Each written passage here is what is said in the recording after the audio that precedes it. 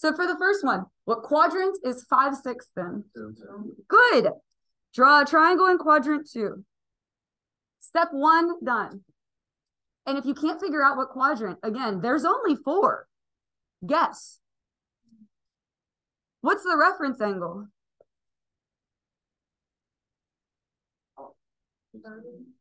Well, it's in radians, so you got to stick with radians. Pi over 6, because this is 6, and guys, it's just gonna match. If radians are easier, if the denominator is 6, it's pi over 6. If it's 4, it's fourths. If it's 3, it's thirds. Okay. What goes across from the pi over 6? 1/2. Ooh, what does that mean the other side is? Square root of 3 over 2. Now, if you're not in quadrant 1, you also need to think about negative signs. So is anything, well, something is negative here. Which one gets the negative? There too, because it's the x value. Okay, everybody listen. That is the amount of work that I need to see. I'm not asking for a whole lot. It's a labeled triangle, so you got to give that to me. I'm going to mark it wrong if you don't show your work, because there's not very many options for answers, and I need to make sure you didn't just guess. Okay, so that's the work I need to see. Now, sine is y. Which one of these is the y value? 1/2 is your answer. We're going to just try it again. This is a drill and practice thing. That's what it is. Okay, so pi over 3. What quadrant is pi over 3 in? 1. Draw a triangle in quadrant 1. If you're in quadrant 1, your angle is your reference angle. You didn't rotate far enough for it to be any different. So the angle is pi over 3. What goes across from that? Square root of 3 over 2. That means the other side is 1/2. Is anything negative? No. That is the work, okay, that I need to see. That's the work I need to see. Now, cotangent is how you answer the question. Cotangent is x over y. So that would be 1/2 over square root of 3 over 2, which at first glance looks really nasty, but they're always going to be 2's. And so they're always going to cancel. And we get 1 over square root of 3, which would be 3. Beautiful. Cool. These next couple are in degrees. I'll be honest, I don't like the degrees as much. I find them harder. With the radians, your reference angle just matches the denominator, so it's almost like you don't have to think. These ones I have to actually like do a math problem. What quadrant would 300 degrees be in? 4th. Draw a triangle in the 4th quadrant. Now you have to actually think about how much the whole way around is. The whole way around is 360. If we went 300, then what's left is 60. So what goes across from 60? The one with the 3, yes. Square root of 3 over 2. I'm not going to yank you in the hall and make you take a verbal test, okay? It's not like a language class. As long as you're talking and you're with me, we're good. What does that mean the other side is? 1/2. Is anything negative? Good. Square root of 3 over 2. That is your work. Now you answer the question. It says tangent. How do I get tangent? Y over x. That's going to be negative square root of 3 over 2 over 1/2. And it will always cancel because they're all halves. You get negative square root of 3 over 1, which just is negative square root of 3. The reason this was negative is because we went downwards. All right, where is 135? What quadrant? 2. Good. Here's the trick for the degrees. If it ends in 5, it's going to be the 45. Like, do you get that your choices are 30, 45, or 60? Like, if it ends in 5, it's going to be the 45. So what goes across from the 45? Square root of 2 over 2. And that means the other side is also square root of 2 over 2 because it's a 45, 45, 90 triangle. What's negative, the x one or the y one? The x, this one, because we went to the left. So the negative goes there.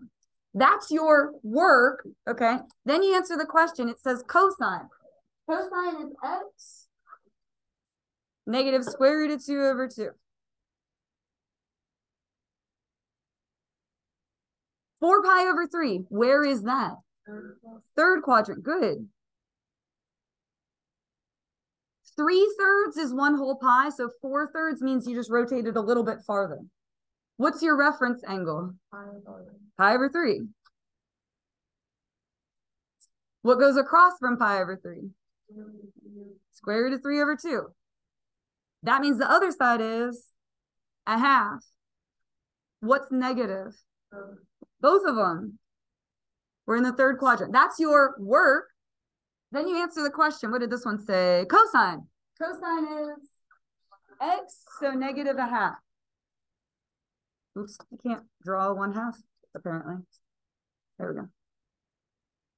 11/6. What quadrant would that be in? Good. 12/6 is the whole way around. So if you go 11/6, you almost went the whole way around, but didn't quite make it. What's your angle? Pi over 6. Good. It just matches. If it's a 6, it's 6. What goes across from the 1/6? 1/2. That's the little one. Remember, a 1/6 is a little slice, so you get the little side across from it. That means the other side is good. What's negative? The 1/2 is negative. That's your work. Then you answer the question. This one says secant. You're not going to put 1 over anything. This just means reciprocate the x. Just flip x. So what's x? Good. You're just going to flip this one. So it'll be 2 over square root of 3, which will rationalize 2 square root of 3 over 3. I want us to have time to like play a game here too. So let me skip these ones. I just want to do a couple that are quadrant angles, like the up, down, left, right ones. Do you see one that would be like one of those up, down, left, right? Which one? A 360. Good. Let's do this one. Instead of a triangle, you get a circle. If it lands on the axes, you won't get a triangle, you'll get a circle. So using words like up, down, left, right, where is 360? Good. And so what's that coordinate point? 1, 0. Good. That is your work. When it's the circle, that's the amount of work. I'm not asking for a whole lot, so please give me the barest minimum. That's your work. Secant means you're going to flip the x value. The x value is 1. If you flip 1, it is 1. The answer is just 1. I see 2 more on here that are those quadrant angles. Let's at least do those 2. Where do you see another like up, down, left, right? Good. Draw a circle for 14. And who said 10? Nice job. That's the other one. Good. We'll do 14 and then we'll go do 10. Nice. Awesome. I love teaching this. It's like my favorite. And what's really cool is if you've got a handle on this, you're like set for the rest of the year. It's like you can coast through. All right, where is pi over 2? Up, down, left, right? Up. So what is that coordinate point? 0, 1. That's your work. Now it says cotangent. Cotangent is x over y.